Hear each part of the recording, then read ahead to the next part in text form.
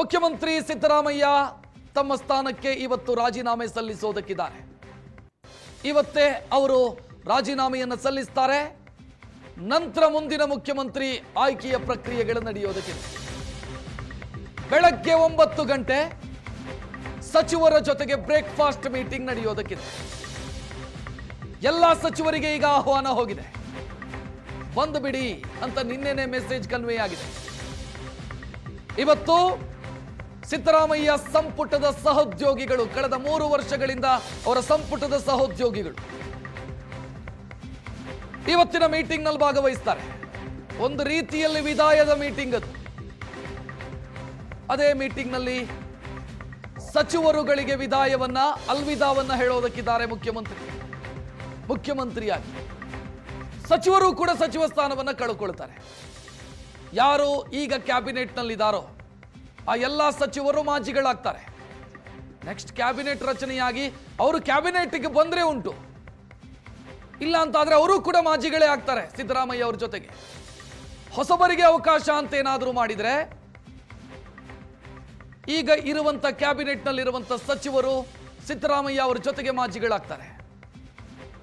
ಹೊಸ ಕ್ಯಾಬಿನೆಟ್ ನಲ್ಲಿ ಅವಕಾಶ ಸಿಗದೇ ಇದ್ದರೆ ಮುಖ್ಯಮಂತ್ರಿಯ ರಾಜೀನಾಮೆಯ ಜೊತೆಗೆ ಕ್ಯಾಬಿನೆಟ್ ಡಿಸಾಲ್ವ್ ಆಗುತ್ತೆ. 9 ಗಂಟೆಗೆ ಬ್ರೇಕ್ಫಾಸ್ಟ್ ಮೀಟಿಂಗು, ರಾಜೀನಾಮೆಯ ವಿಚಾರ ಪ್ರಸ್ತಾಪ ಆಗತ್ತೆ. ಅದಾದ ನಂತರ ಲೋಕಭವನಕ್ಕೆ ತೆರಳುತ್ತಾರೆ ಮುಖ್ಯಮಂತ್ರಿ ಸಿದ್ದರಾಮಯ್ಯ. ಇವತ್ತು ಇಡೀ ದಿನ ದೊಡ್ಡ ಮಟ್ಟದ ರಾಜಕೀಯ ಬೆಳವಣಿಗೆಗಳು ನಡೆಯೋದಕ್ಕಿದ್ದಾವೆ.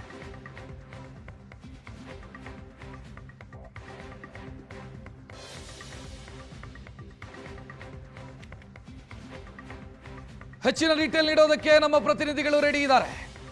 ಮುಖ್ಯಮಂತ್ರಿಗಳ ನಿವಾಸದಿಂದ ನಮ್ಮ ಪ್ರತಿನಿಧಿ ಮಾರುತೇಶ್ ರೆಡಿ ಇದ್ದಾರೆ. ಇನ್ನು ರಾಜಭವನ, ಲೋಕಭವನದಿಂದ ಮುತ್ತಪ್ಪ ಜೊತೆಗಿದ್ದಾರೆ. ಡಿ.ಕೆ. ಶಿವಕುಮಾರ್ ಅವರ ನಿವಾಸದಿಂದ ವಿದ್ಯಶ್ರೀ. ಬಹುಶಃ ನಾನು ಮಾರುತೇಶ್ ಅವರಿಂದಲೇ ಶುರು ಮಾಡ್ತೀನಿ. ಮಾರುತೇಶ್, ಬಹುಶಃ ಮುಖ್ಯಮಂತ್ರಿಗಳ ಇವತ್ತು ಏನು ಪ್ಲಾನು ಅನ್ನೋದು ಮುಖ್ಯ. ಬ್ರೇಕ್ಫಾಸ್ಟ್ ಮೀಟಿಂಗು, ಆ ನಂತರ ರಾಜೀನಾಮೆ ಅಂತ ಲೆಕ್ಕಾಚಾರ ಇದ್ದಿದ್ದು. ಏನಾದರೂ ಬದಲಾವಣೆಗಳಿದಾವ ಅಥವಾ ಏನ್ ಪ್ಲಾನ್ ಇತ್ತು ಅದರಂತೆ ನಡೆಯುತ್ತಾ ಇವತ್ತು ಇಡೀ ದಿನ? ರಕ್ಷತ್, ಈಗ ಮೊದಲ ನಿಗದಿಯಾದಂತೆ 9 ಗಂಟೆಗೆ ಬ್ರೇಕ್ಫಾಸ್ಟ್ ಮೀಟ್ ಕರೆದಿದ್ದಾರೆ ಮುಖ್ಯಮಂತ್ರಿಗಳು. ಸಚಿವರೆಲ್ಲರೂ ಬರ್ತಾರೆ. ಬ್ರೇಕ್ಫಾಸ್ಟ್ನ ಬಳಿಕ ಮತ್ತು ಬ್ರೇಕ್ಫಾಸ್ಟ್ನ ಸಭೆಯಲ್ಲಿಯೇ ಎಲ್ಲ ಸಚಿವರಿಗೂ ಕೂಡ ಕನ್ವೆ ಮಾಡ್ತಾರೆ. ಮತ್ತು 3 ವರ್ಷಗಳ ಕಾಲ ನನ್ನ ಜೊತೆಗೆ ನಿಂತ್ಕೊಂಡಿರುವಂಥ ಎಲ್ಲ ಸಚಿವರಿಗೂ ಒಂದು ಕೃತಜ್ಞತೆಯನ್ನು ಮುಖ್ಯಮಂತ್ರಿಗಳು ಸಲ್ಲಿಸ್ತಾರೆ. ರಾಜೀನಾಮೆ ಕೊಡುವಂಥ ತೀರ್ಮಾನವನ್ನು ಅಧಿಕೃತವಾಗಿ ಪ್ರಕಟ ಮಾಡ್ತಾರೆ. ಅಂತಿಮವಾಗಿ ಲೋಕಭವನಕ್ಕೆ ತೆರಳಿ ರಾಜೀನಾಮೆಯನ್ನು ಸಲ್ಲಿಸ್ತಾರೆ. ಇದು ನಿನ್ನೆಯೇ ನಿರ್ಧಾರ ಆದಂತಹ ಬೆಳವಣಿಗೆ. ಈ ಬೆಳವಣಿಗೆಯಲ್ಲಿ ಒಂದು ಟ್ವಿಸ್ಟ್ ಏನು, ರಾಜ್ಯಪಾಲರು ರಾತ್ರಿ ಇಂದೋರ್ಗೆ ತೆರಳಿದ್ದಾರೆ.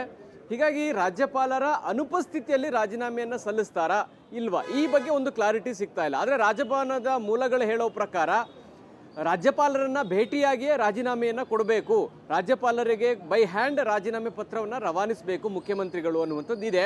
ಒಂದು ವೇಳೆ ಅವರ ಅನುಪಸ್ಥಿತಿಯಲ್ಲಿ ರಾಜೀನಾಮೆ ಸಲ್ಲಿಸಿದ್ರೂ ಕೂಡ ರಾಜ್ಯಪಾಲರು ಬಂದು ಮುಖ್ಯಮಂತ್ರಿಗಳನ್ನು ಕರೆಸಿಕೊಂಡು ಸ್ಪಷ್ಟನೆಯನ್ನು ಪಡೆದು ಆನಂತರ ರಾಜೀನಾಮೆ ಪತ್ರವನ್ನು ಅಂಗೀಕಾರ ಮಾಡೋದು, ಇದು ರಾಜಭವನದಿಂದ ಅಧಿಕೃತವಾಗಿ ಸಿಗ್ತಾ ಇರುವಂಥ, ಅಂದರೆ ಯಾವ ರೀತಿ ರಾಜೀನಾಮೆಯ ಕೊಡುವಿಕೆಗೆ ಇರುವಂಥ ನಿಯಮಗಳ ಬಗ್ಗೆ ಲೋಕಭವನದ ಮಾಹಿತಿಗಳು ಸಿಗ್ತಾ ಇದ್ದಾವೆ.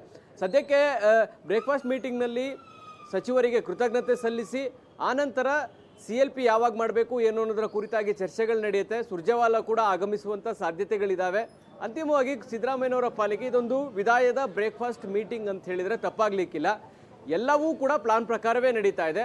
ಗವರ್ನರ್ ಅನುಪಸ್ಥಿತಿಯ ಕಾರಣಕ್ಕಾಗಿ ರಾಜೀನಾಮೆ ಒಂದು ವೇಳೆ ಇವತ್ತು ಗವರ್ನರ್ ಅನುಪಸ್ಥಿತಿ ಅಂತ ಅನ್ಕೊಳ್ಳೋಣ, ಅವರು 10 ಇಂದೋರ್ ರೀಚ್ ಆಗ್ತಾರೆ, ಬರೋದಕ್ಕಾಗಲ್ಲ ಇವತ್ತು ಅಂತಂದ್ರೆ ರಾಜ್ಯಪಾಲರ ಕಾರ್ಯದರ್ಶಿಗೆ ರಾಜೀನಾಮೆ ಸಲ್ಲಿಸೋ ಸಾಧ್ಯತೆ ಇದೆಯಾ ಅಥವಾ ಕಾಯ್ತಾರ?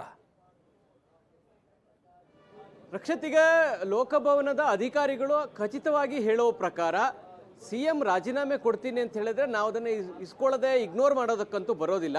CM ರಾಜೀನಾಮೆ ಕೊಟ್ಟು ಹೋಗ್ಬೋದು, ಆದರೆ ಅದರ ಮೇಲೆ ಡಿಸಿಷನ್ ಅಂದರೆ ಅಂಗೀಕಾರ ಮಾಡುವಂತಹ ಯಾವುದೇ ಅಧಿಕಾರಿಗಳಿಗೆ ಇರೋದಿಲ್ಲ.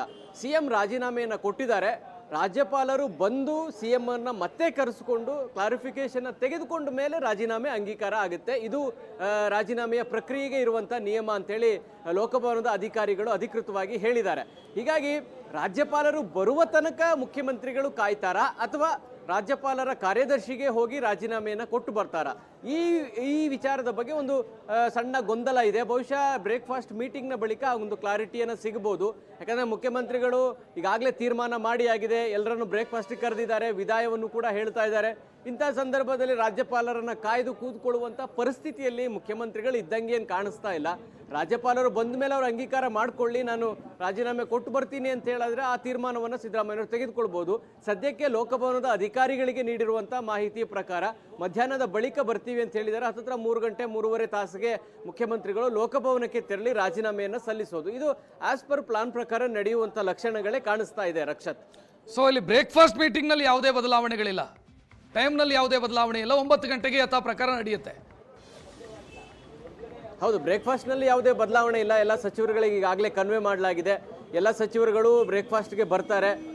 ಅಂತಿಮವಾಗಿ ಸಿದ್ದರಾಮಯ್ಯವರು ಬ್ರೇಕ್ಫಾಸ್ಟ್ ಮೀಟಿಂಗ್ನಲ್ಲಿ ಸಚಿವರುಗಳಿಗೆ ಏನು ಹೇಳ್ತಾರೆ ಅಂದರೆ, ಹೈಕಮಾಂಡ್ ನನಗೆ ಎರಡನೇ ಬಾರಿ ಅವಕಾಶ ಮಾಡಿಕೊಟ್ಟಿದ್ರ ಬಗ್ಗೆ ನೆನಪಿಸ್ಕೊಳ್ತಾರಾ, ಸಚಿವ ಸಂಪುಟದ ಸಹೋದ್ಯೋಗಿಗಳ ಸಹಕಾರದ ನೆನೆದು ಅವರಿಗೆ ಅಭಿನಂದನೆ ಸಲ್ಲಿಸ್ತಾರಾ, ಕೃತಜ್ಞತೆ ಸಲ್ಲಿಸ್ತಾರಾ, ಏನ್ ಮಾತನಾಡ್ತಾರೆ ಅನ್ನುವಂಥ ಕುತೂಹಲ. ಪ್ರೆಸ್ ಮೀಟ್ ಅಥವಾ ನಾನು ನಾಳೆ ಮಾತನಾಡ್ತೀನಿ ಅಂತ ಹೇಳಿದ್ರು ಮುಖ್ಯಮಂತ್ರಿ. ರಾಜೀನಾಮೆ ಕೊಟ್ಟ ನಂತರ ಮಾತನಾಡೋದಾ ಅಥವಾ ಬ್ರೇಕ್ಫಾಸ್ಟ್ ಮೀಟಿಂಗ್ ನಂತರ ಮಾತನಾಡೋದಾ? ಸುದ್ದಿಗೋಷ್ಠಿ ಬಗ್ಗೆ ಏನಾದರೂ ಮಾಹಿತಿ ಇದೆಯಾ?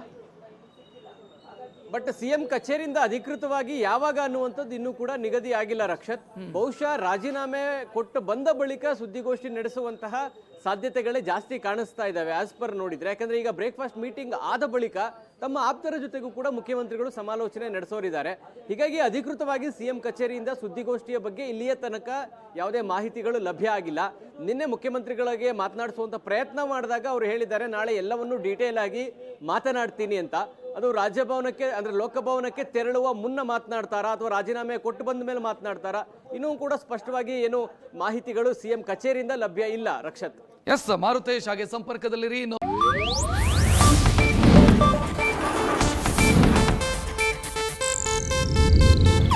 ಇದು ಏಷ್ಯಾನೆಟ್ ನ್ಯೂಸ್ ನೆಟ್ವರ್ಕ್ ಪ್ರಸ್ತುತಿ.